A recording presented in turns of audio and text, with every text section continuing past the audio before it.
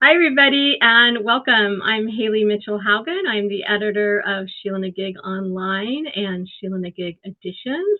And tonight we're very excited because it is Women of Appalachia Night. Whee! And we are celebrating the publication of Kari Gunter-Seymour's Women Speak anthology. And this is number 11. So very excited to have this one available to everybody now.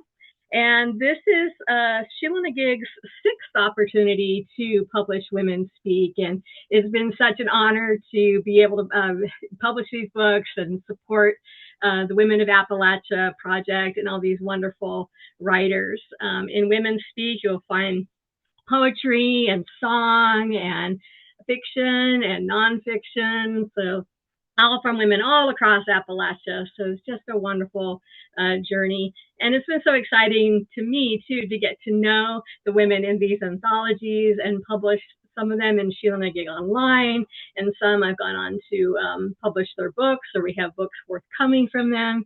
So it's just been such a wonderful community and an opportunity, and would not happen without the vision and the leadership of Kari Gunter-Seymour. And most of you here know her, but for our YouTube community, I will let you know that Kari Gunter-Seymour is our current, past, former poet laureate of Ohio. I guess that's how you say that now. And the author of 3 award-winning collections, including her latest Dirt Songs from Eastover Press in 2024. And A Place So Deep Inside America It Can't Be Seen from Sheila-Na-Gig Editions was the winner of the Ohio Poet of the Year Award in 2020. And Kari is the executive director of the Women of Appalachia Project and the wonderful editor of the Women Speak anthology series. Her work is featured in the American Book Review, Poem a Day, World Literature Today, the New York Times, and all kinds of places. Every day we see something new from Kari out there. So Kari, it's always an honor to have you here and host these readings, and just welcome. Oh, Hayley, thank you so much. And thank you for being our showcaster tonight, as you have for all these many years in a row, and for being our editor.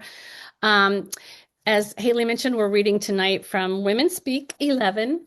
I'd like to think this is just such a beautiful book. And I know Hayley's going to put up the link for anyone who'd like to buy a copy. And believe me, you will love it. And it makes just a fabulous gift. So this is our 17th season in support of Appalachian women authors, poets, singer-songwriters, storytellers, hailing from throughout Appalachia and beyond, who come together to raise their voices in support of our culture, our heritage, and the continued advocacy of our land and our people. Enough from me. You can check out all of our 2026 events and read more about the project at womenofappalachia.com. So now it gives me great pleasure to welcome you to, and everyone, our wonderful audience and our performers tonight, to Women Speak. Hi, everyone. Thank you for coming. My name is Sylvia Ahrens. I write under Allison Thorpe, and I live in Lexington, Kentucky. I'm going to read 2 poems. It starts on page 145. The Women of Appalachia, after Lauren Moss's painting, Appalachia. The women of Appalachia sing like hills on fire. The incandescent torch and singe smoldered notes of sumac, maple, persimmon, sassafras. They sing the rush and ripple that crisp coal rides every creek, the strum of water over boulder. They sing the gospel of bluebells returning to the dew dusty fields, the faith of moss and earthworm. They sing rhythms ribbed of washboard and limestone calloused fingertips, linens bleaching the landscape. They sing like garden wind chimes, deep gonged harmony of beans and squash, breeze jangled gossip among the tomatoes. They sing the protest of mountaintops fallen to metal claws that rip and rip the earth's dazzled dress. They sing an anthem for the soot-haloed bodies, men married to the dark seams of coal, their sun-craved prayers. They sing the slogged trudge of the captured, the kidnapped, the seekers, ancestors laboring the jagged mountains. They sing their hands and hearts, the inky pages, vine-twisted baskets, rainbow quiltings. They sing until blood becomes bone. And I'm really sorry to read a snow poem next, after all the snow we've had. The Zen of Thingness. Soon the snow began to settle, lumbering rooftops and tree limbs, wet sugar spilled and sparkling. Flakes large as a yeti's fist blustered a dance of wind and white. I could hear the earth's cumbrous groan.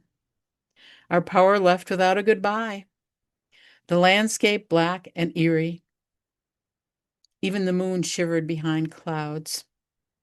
We hauled in armloads of wood, gave welcome voice to the fire, its raucous roar and crackle.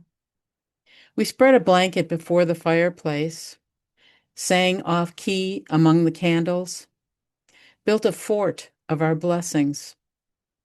The storm's blizzardly eye outside watched our warm flicker of windows, how we glowed even in the cast of darkness.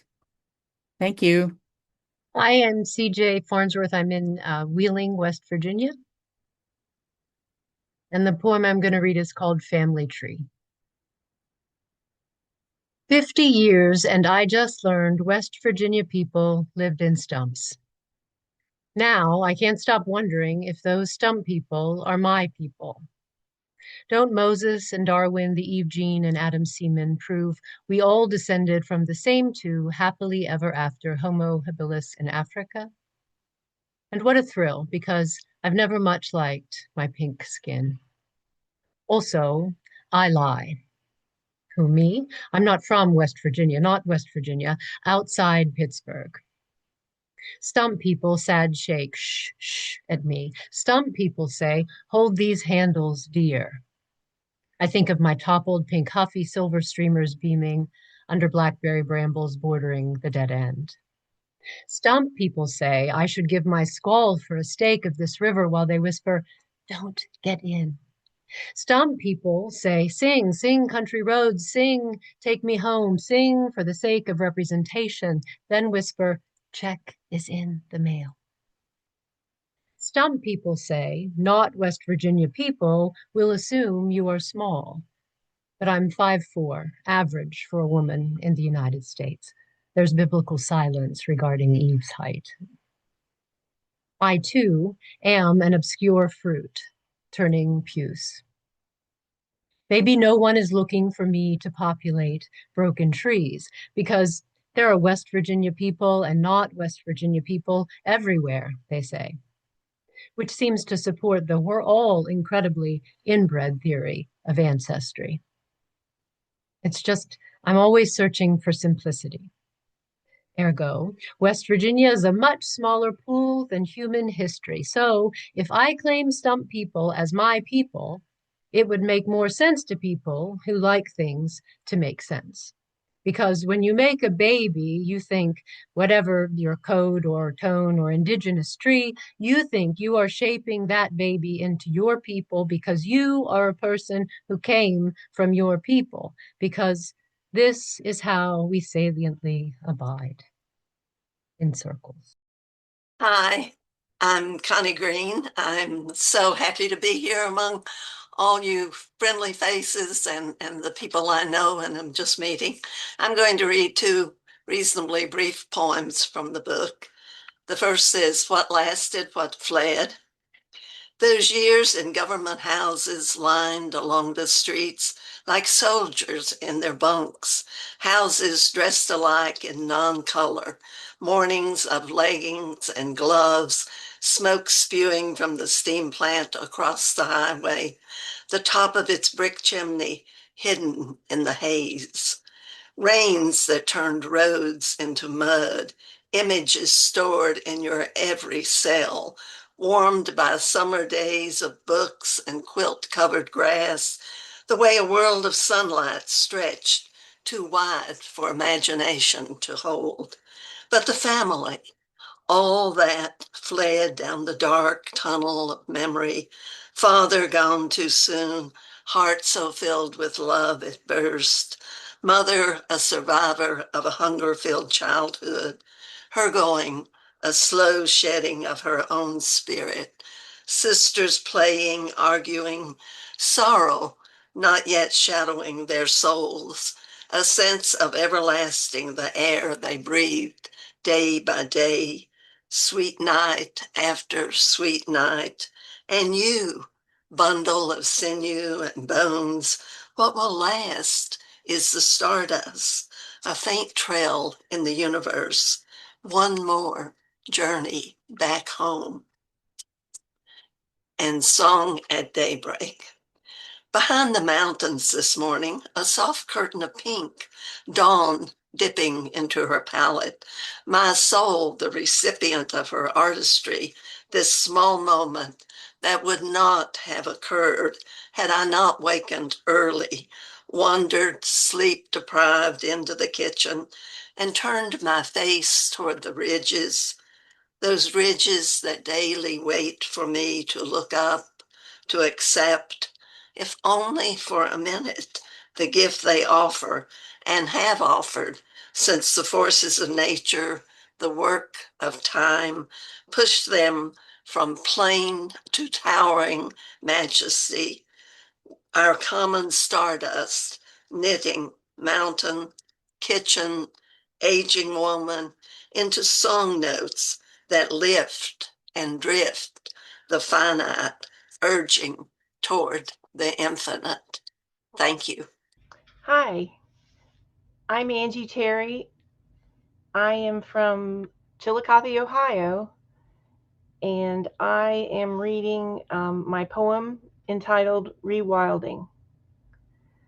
Black-eyed Susans, a gift from a friend thinning her garden years ago, spread from one bed to another, and now to the yard, joining the clover and dandelion.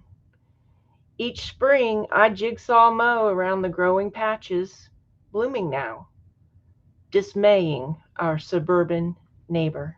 Oh, that was fantastic, Angie. That was really fantastic. Thank you.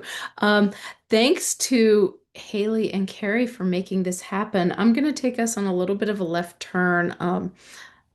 This story, it is definitely from Appalachia, but I am from Appalachia and it feels like it's from there. So anyway, Where the Wild Moms Are, after Maurice Sendak.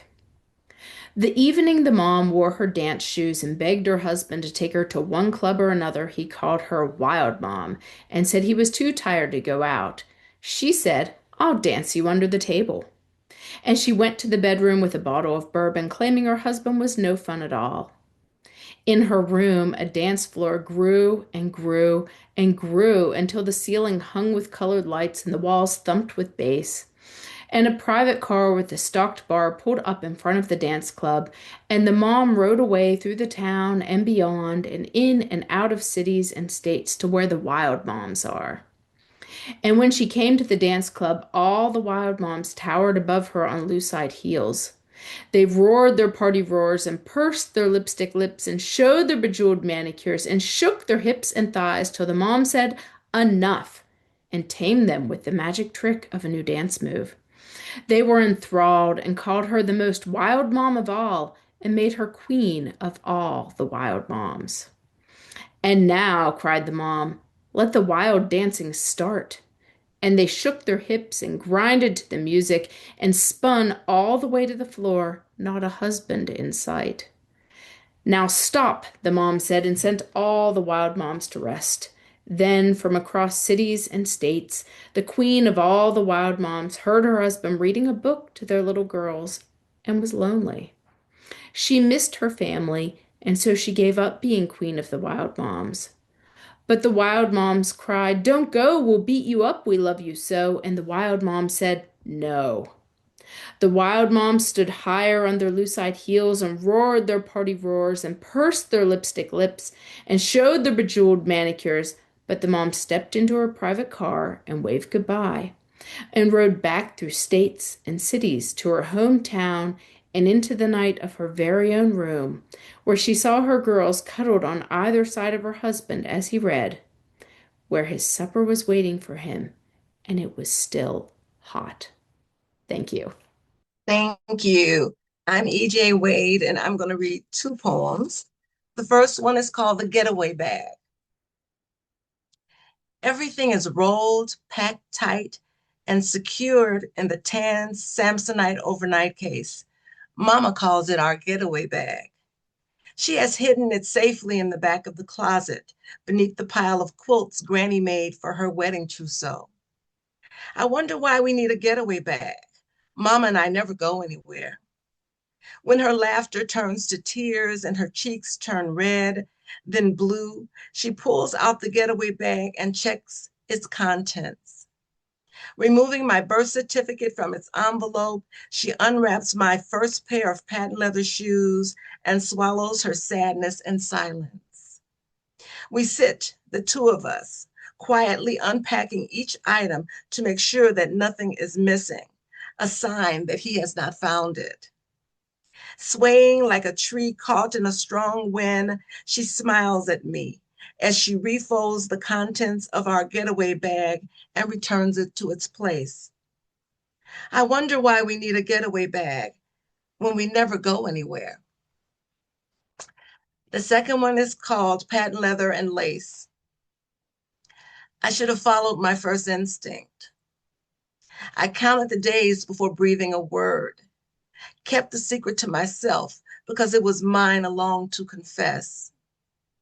The morning danced a jig in the pit of my belly, and I soothed the fire rising in my throat with a lullaby I remember hearing long before I suckled my first sip of mother's milk. I sang in the morning an a cappella with one hand on my heart and the other patting the rhythm of our ancestral kin on your backside as you slept safe and secure in your embryonic sanctuary. I was careful not to call you by your name for fear that the cosmos, in a moment of jealousy, might snatch you from me as a sign of vengeance. So I closed my eyes, wished and waited for the moment when I would share you with the world. But as the days turned into weeks and weeks into months, my judgment overpowered my fears and superstition. And one day, while shopping the section of the baby store, I purchased your first pair of patent leather shoes and lace socks. The memory of that day replays in my mind like a video stuck in a constant loop. While laying hands on my belly, the cosmos stole you from your hiding place and carried you far away without my permission, leaving only the shining pair of patent leather shoes I had purchased in a moment of weakness, the only sign that you had ever been here. Thank you. Thank you for that. I'm Valerie Nieman. I'm from Northern Appalachia, and I live now in North Carolina. So I'm reading one poem, Coup de Grace. Jaws meant to snap the mouse's neck misfired, caught the beast by the hips. Mice gnaw, nest, carry disease, it's true, but this one's stuck, not cleanly dead, eyes staring from the wrong end of the trap. I carried the thing out to the concrete, stomped 3 times to break its spine as I turned my head away. I remember my father's trapping book, diagrams of drowning sets for a quick death, humane, but teeth and chains nonetheless. I was bloody-minded then, a child helping him cleanse the furs from dead muskrats. It was honest work. We did it. Now, again, I've come up short at surcease. Like with the warbler, a window strike, broken-backed. It took 4 whacks of the shovel. I flinched each time I swung. Or the cancerous cat, its end too long delayed. a net-snarled snake, that poxy sparrow panting out its last as ants assembled. My list seems infinite. It's not compassion. The truth is, I'm a coward and a sneak. I gather up the traps and set down poison. Thank you. I'm Marjorie Maddox, and I'm from North Central Pennsylvania, and this is Antique Portrait of Four Men. Forefront, nothing but speculation. Midway, four men shocked by formality or indifference. Two with suits, cigarettes held lightly between fore and middle fingers, the older with solid tie and political pins, the younger with striped tie and handkerchief, both with polished lace shoes, hair mostly following orders, one ledger to keep minors in line. The other two could be their cousins, or brothers or descendants, photoshopped into place, their place, with stained overalls, heavy rumpled shirts, or half-button coat for the mild cold. One with mustache, both with muddy boots. They stand paired with each other, slightly apart from the two they may or may not work for, may or may not know. Background, literal, which is also, now that we look more closely, foreground, worn flowered carpet that won't lay completely fat, as if brought in just for the occasion. Shadowed backdrop of Victorian garden or faded wallpaper, pinned makeshift curtains that could be paper or plastic, not the heavy fabric of funerals and parlors. Background, information. Backdrop of Victorian garden and out-of-place raised curtain. The four men framed by their black and white shocked eyes. The four men, not friends, just antique acquaintances, forced by this decade's technology into the room to not view the altered array of the world's disarray just beyond the window, tightly sealed. Elsewhere. Dark frame, wide expanse of off-white mat, and the ubiquitous wash of sepia.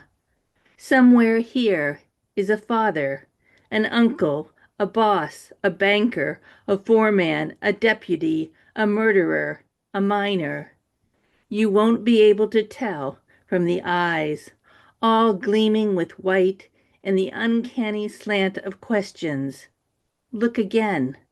Or turn this way, chin up, eyes at the opposite wall, so that, now that I have a moment, I can look carefully at you.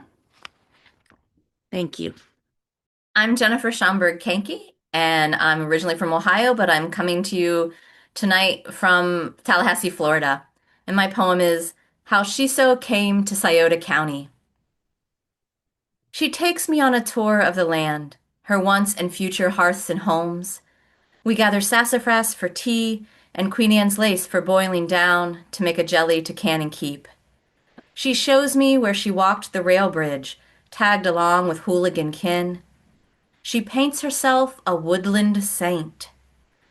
Then we come to her own front walk, the purple ruffled mint. I stole these seeds the summer of '68 from a garden near D.C. No one noticed little old me, so I popped them, quick as you please, into my pocketbook. She sounds mischievous and so very proud of herself. Thank you. Hello, everyone. My name is Patricia Thrushart, and I live just outside of Cook Forest State Park in the Pennsylvania wilds. The poem I'm reading tonight is called Throat on page 147. I remember the smell of his smoke, whiskey-soaked oak, tar on railroad ties, smoldering cherry wood. They carved the tumor out of his throat, a burl of knots near his larynx. It was cancer from the pipe he loved. He could not live so sullied. The birds sang in the woody brush outside the church, their trills vibrating the syrinx in their throats, named for the nymph who became a reed to stay unsoiled by rapacious Pan. A pipe organ in the loft, the funeral hymn, burning incense, my mother's bowed head, my grandfather in his closed casket, his deformity buried with him. Thank you. Hi, I'm Libby Falk Jones. I'm in Berea, Kentucky. I'll read 2 poems. Ode to my Tennessee grandmother's story of the bull and the muscadine vines.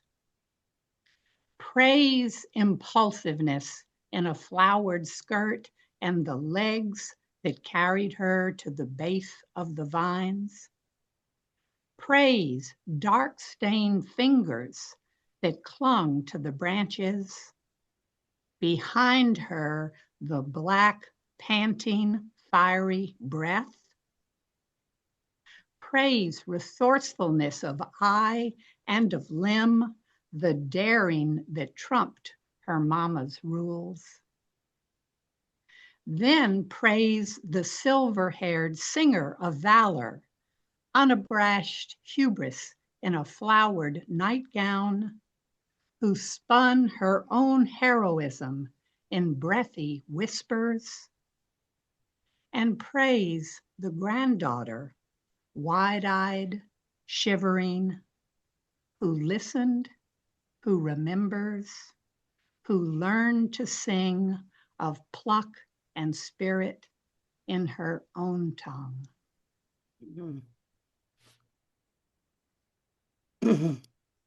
Sacrament. Her knees sinking into the cushion, elbows braced on the narrow rail, the priest's smooth fingertips brushing her crossed palms.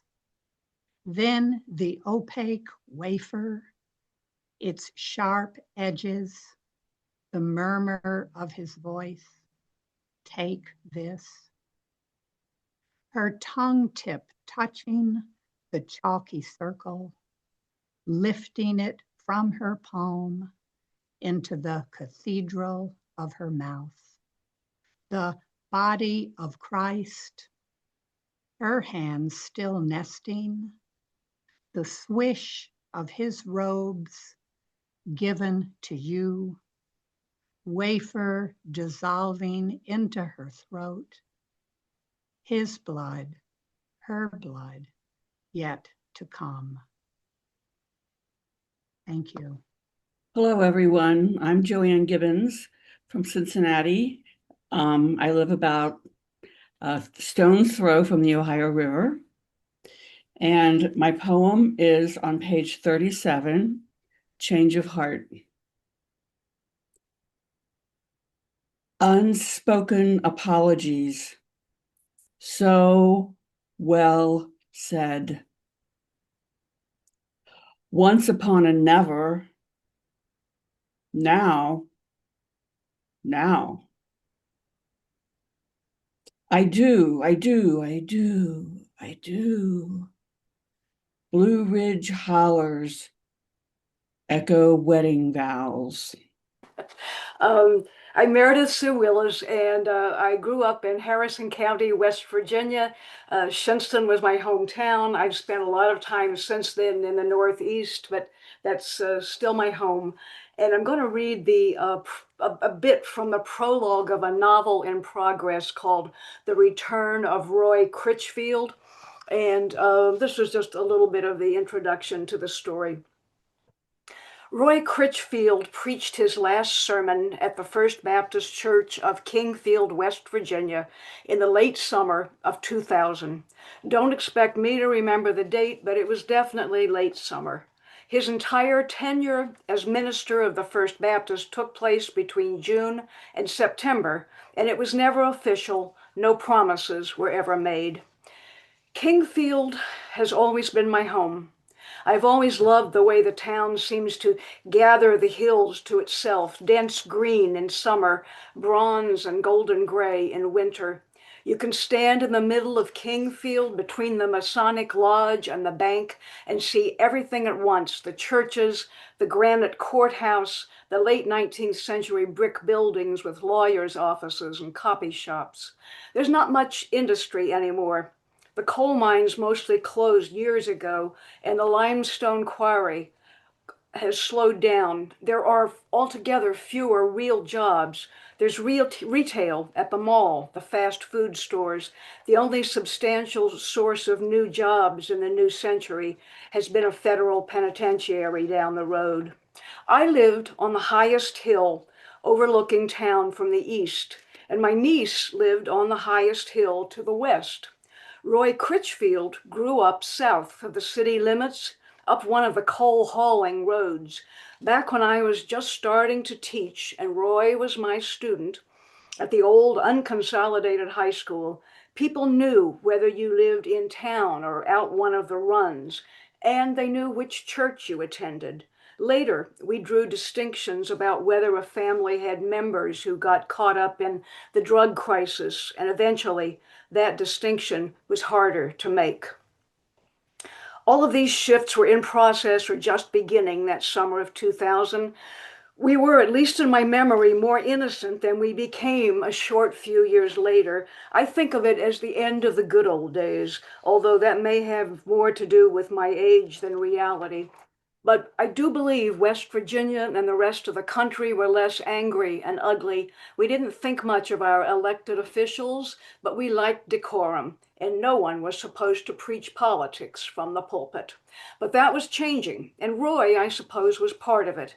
That was the summer that a girl from the southern part of the state ran for governor on a stop mountaintop removal platform. Politics got Roy in the end. I'm not sure he even thought of that last sermon as political. He just thought Christians shouldn't be tearing up the earth and blocking up and poisoning people's creeks for profit.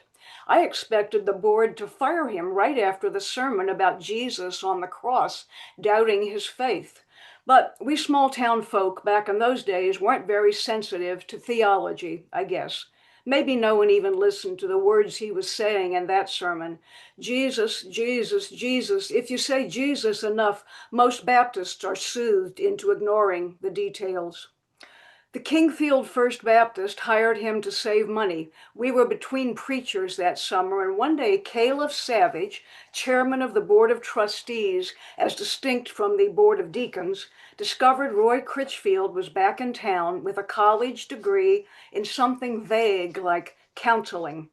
I went to church to see Roy, who I had known, as I said, when he was a teenager.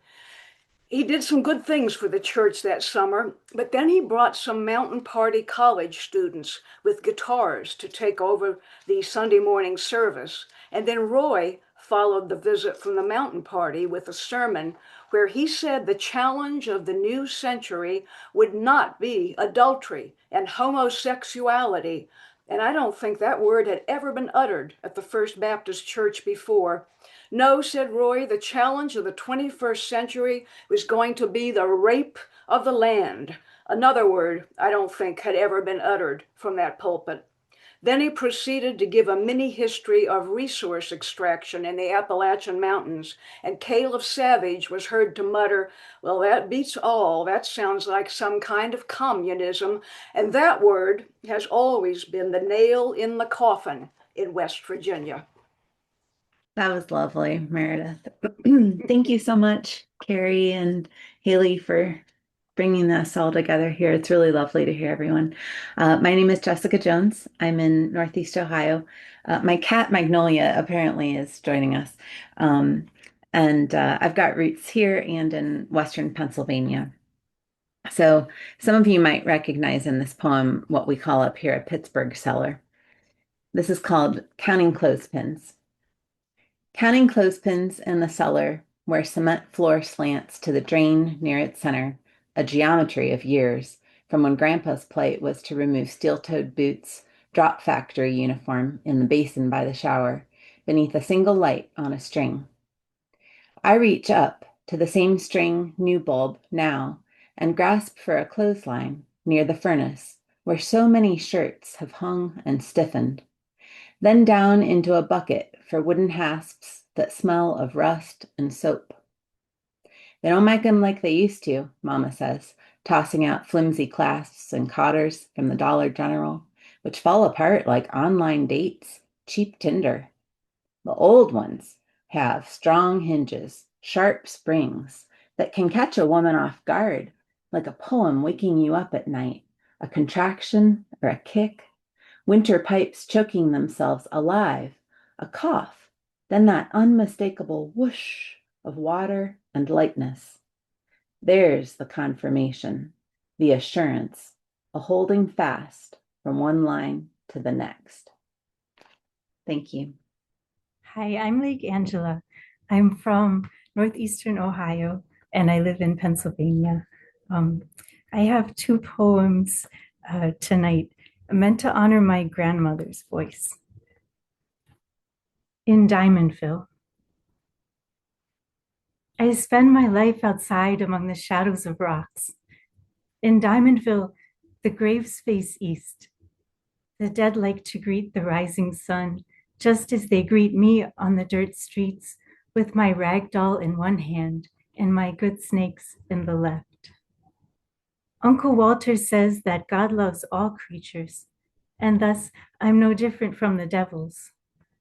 I should always take meat with the miners when they offer, and leave my snakes to rest at the door in case they desire to take another way. But just as there is no way up, only down to the cold dark, there is no way out except for the gaps in Grandpapa's teeth and the few who follow God to the cliffs.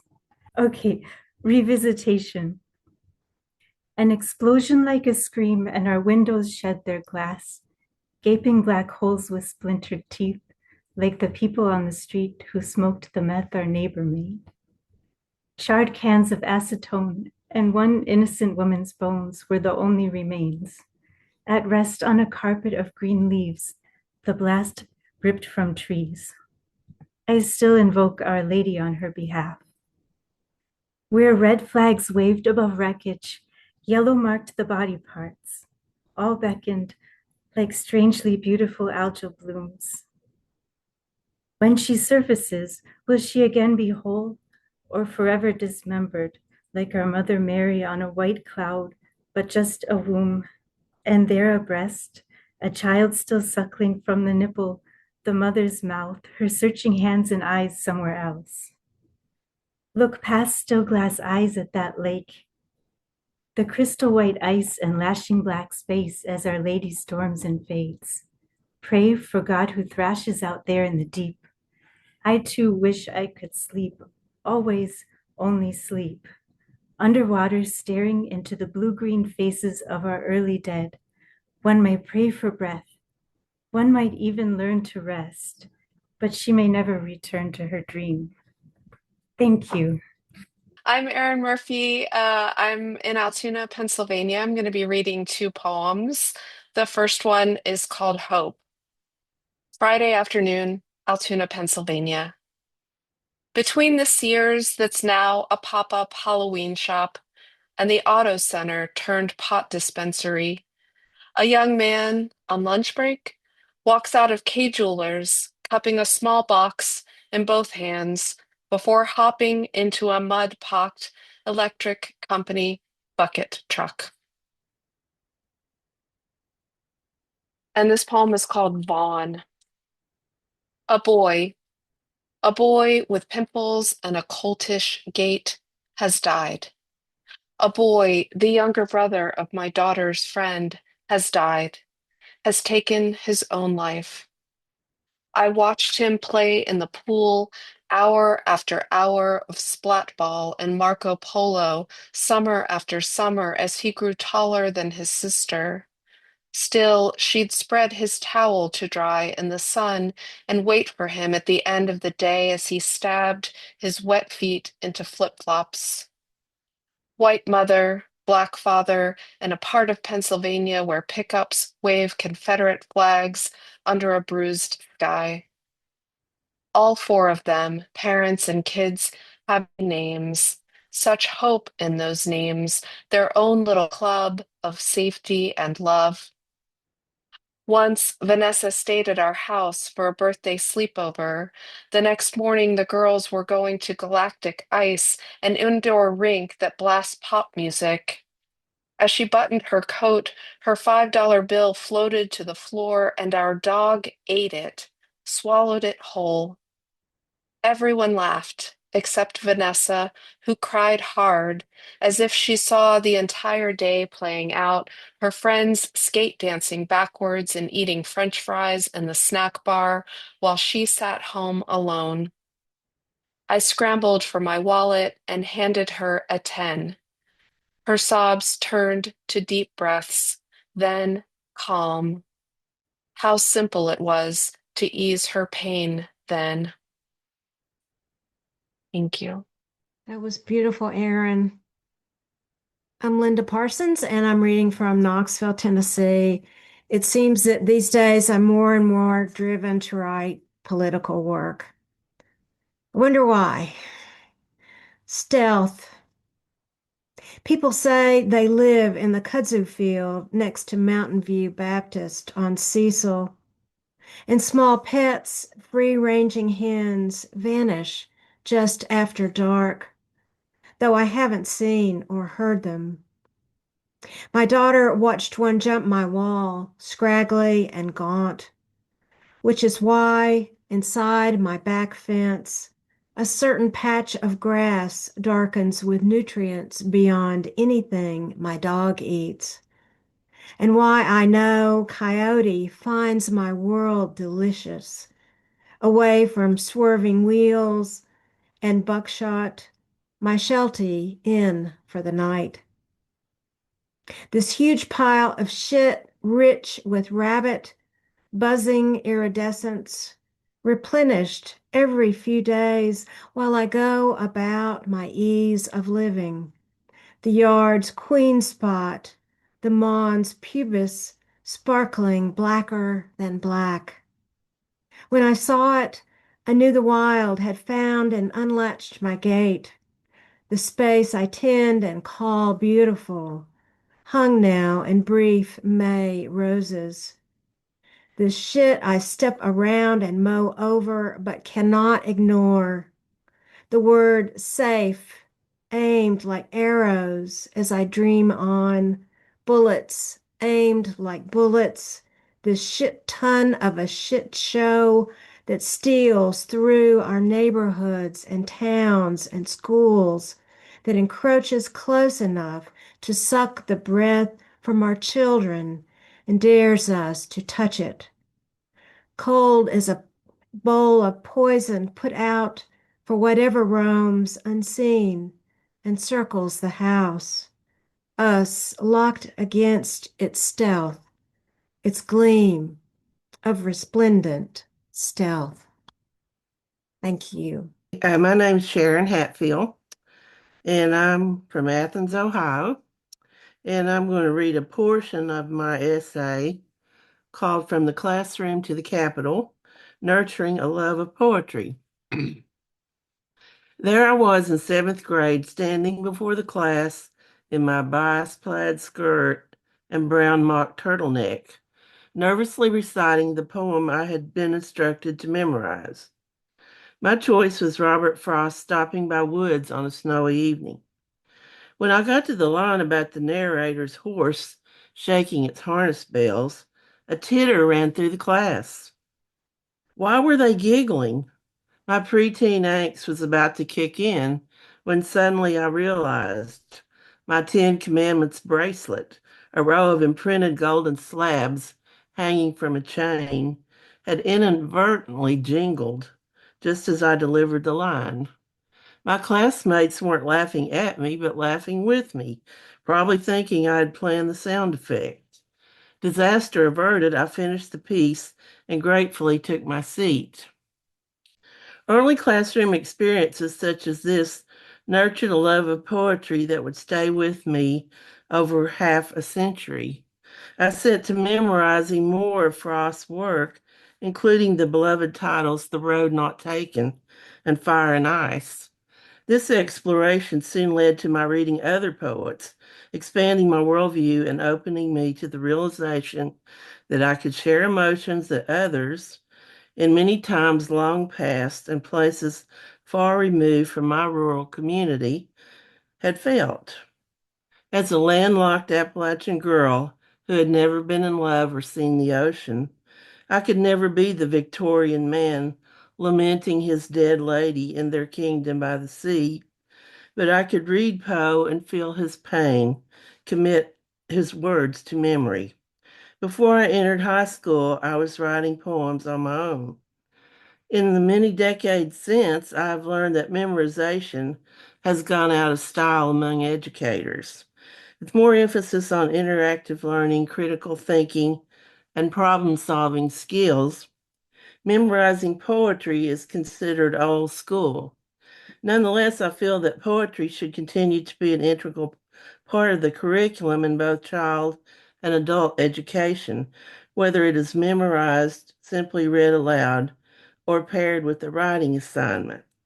So in the interest of time, I'm going to skip over some of the middle part where I give historical examples of the therapeutic value of poetry. And I want to continue with Maya Angelou, who attributed poetry and creative writing to helping her get over her childhood sexual trauma. And then I'm going on to talk about how poets have been honored at various events of national significance, such as the inauguration days of presidents. Robert Frost was the first poet to present at a presidential inauguration, having written the poem Dedication, which he intended to read for John F. Kennedy. When the glare of the sun made reading impossible, he turned to memory, instead reciting the gift outright. Angelou herself was called upon in 1993 to deliver On the Pulse of Morning at Bill Clinton's inauguration, and more recently, 22-year-old Amanda Gorman created a sensation with The Hill We Climb at Joseph Biden's swearing in. The youngest person ever to present an inaugural poem, Gorman gave tribute to her predecessor by wearing a ring adorned with a caged bird. After my youthful experiences with reading and writing poetry, I went on to make my living as a journalist and prose writer. But one of my most amazing encounters with poetry occurred several years ago when I was teaching a women's studies course at a local college. When our unit on intimate partner violence came around, I had the class read a poem by Joe Carson called I Cannot Remember All the Times He Hit Me, which warns women of the dangers of staying in an abusive relationship. I split up the lines among volunteers, and the class had the communal experience of listening to them read it aloud. When he says he will not hit you again, as he drives you to the hospital, both of you in tears and you in pain, you have stayed much too long already. End quote. The poem led to a spirited discussion that included moving personal testimonies. All too quickly, the class was over. As I was leaving the building, I noticed a student from my class on the steps leading to the parking lot. She was standing off to the side, reading to someone on her cell phone. As I drew closer, a jolt of electricity shot through my body. I recognized the lines of Carson's poem. Tell the people at the hospital the truth, no matter how much you think you love him. Do not say you fell down the stairs, no matter how much he swears he loves you. He does love you. He loves you hurt, and he will hit you again. Was she sharing those words with a sister, a friend, someone who desperately needed to hear them? I walked on past, grateful that poetry once more had found its mark in the human heart. Thank you. Hi, this is Mary Moore. Aftering. River Park on the Ohio, Huntington, West Virginia.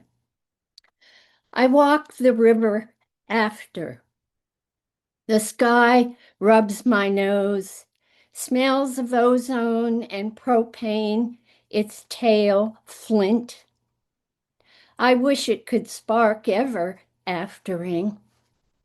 The crows, the only birds visible after the storm, glint blue, black, green like motor oil.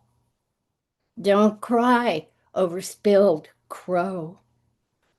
There's worse, the river mud hides, small dogs, tree roots waving at air, roof tiles, the bones of wishes.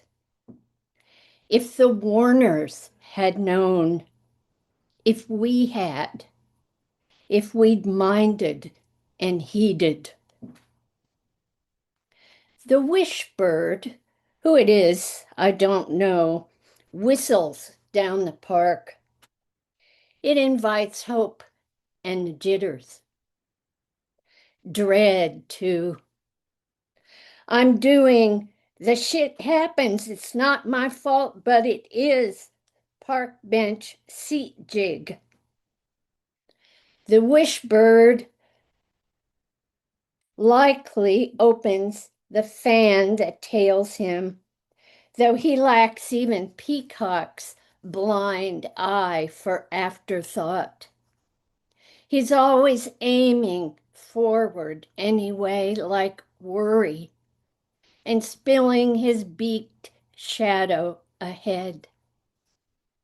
Sometimes he walks his shadow head along the fat brown river, worm of mud, corpse and widow water, spill and rubble. Even the wishbird can tell after is no rapture. Thank you. That was beautiful, Mary. Thank you. Thank you. I just have a couple of poems. These are the last poems of the evening, and I come from southeastern Ohio, near Ohio University. But my people first came to Virginia, down into the Carolinas, over to Tennessee, and then southeastern Ohio. This is The Way It Haunts Me Still.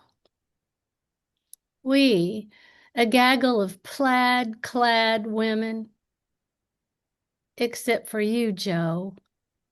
Cropped hair, black jeans, t-shirt, Converse Chuck Taylors.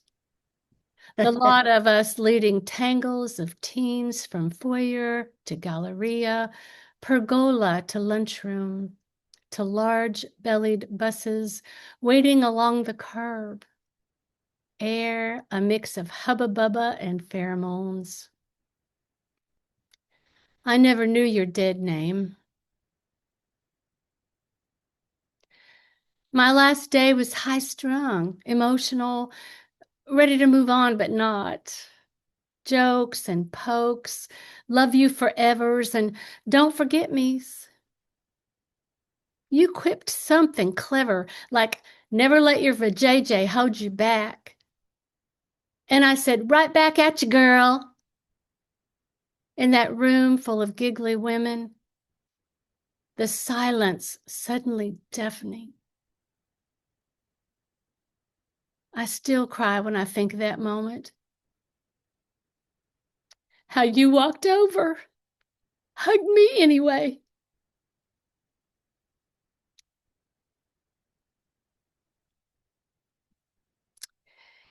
And this, my dear Linda Parsons, my sister in politics and poetry, is called What This Country Needs, K-N-E-A-D-S, not N-E-E-D-S. With practiced hands which represent what faith I can muster, I knead the dough. Heel of my palm, coaxing, fingers cupping, stretching, folding, rolling, every gesture an act of vulnerability, a study in grace, a prayer for outcome. wholesome loaves to share at my table, a fine-grained crust yielding inner crumb. Oh, America, I have accepted your pasty pale excuse of a loaf for way too long in the name of peace and prosperity. Fool no longer. I bake black, red, yellow. I bake fat and skinny. I bake Jewish rye and Turkish flatbread, melon pan, conchas, and Serbian soda. I bake like company's coming and bringing persnickety Aunt Frida. I bake like Paul Hollywood is judging and Jesus is preparing his sermon. I bake like there's no tomorrow or tomorrow after that because I swear on a stack of authorized, revised, diversified King James Bibles, you, America, have got your motor running but are firing on all the wrong cylinders. And Aunt Frida carries a loaded handgun concealed in her privileged white pocket. Thank you all so much. Thank you to our performers who gave the most amazing reading ever. Thank you to our audience. I'll tell you, us Appalachians are a tough bunch. We can get through all of this. And I'm sorry, I did have a moment, but mostly I did good tonight with not that many tears, though they certainly were on the edge of my my lashes.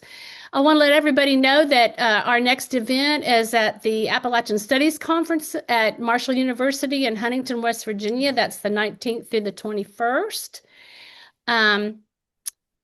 Again, thank you so much to everyone. I know Hayley's been sharing the link to buy the anthology. She might want to put that in one more time before we leave this evening. Makes a great gift as well, as you can tell. And I want to thank Hayley and Sheila-Na-Gig for always sponsoring us. And huge blessings to all. Until we meet again, friends. Thank you. Thank you. I'd like to say goodbye to and thank you and remind our listeners on YouTube that we are celebrating Women of Appalachia Women Speak number 11, and you can find her at Sheila-Na-Gig blog.com. Thank you so much, everybody.